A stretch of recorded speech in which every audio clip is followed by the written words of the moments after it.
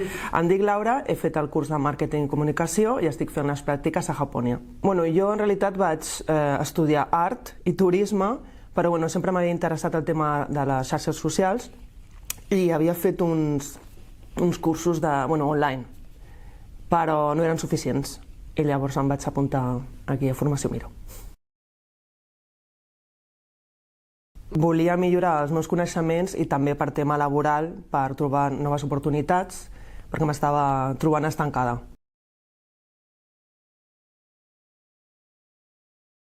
Sí que és veritat que ha tocat moltes àrees, i al principi pensaves, ostres, quants exercicis, quantes activitats, però és que ara ho estic notant que tot flueix.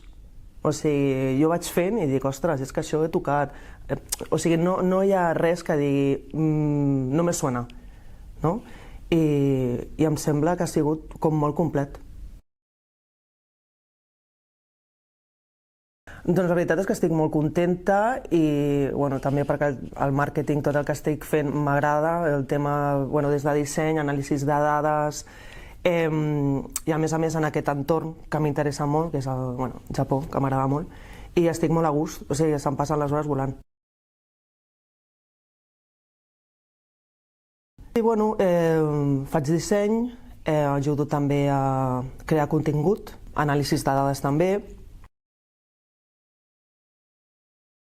Doncs vaig parlar amb la coordinadora i li vaig enviar una llista de llocs que m'interessaven i em va ajudar molt i va trobar aquest i molt bé, la veritat. Des de sempre m'ha agradat molt a Japó, des de fa molts anys, i m'agradaria molt treballar en un entorn així, relacionat amb Àsia, Japó, Corea.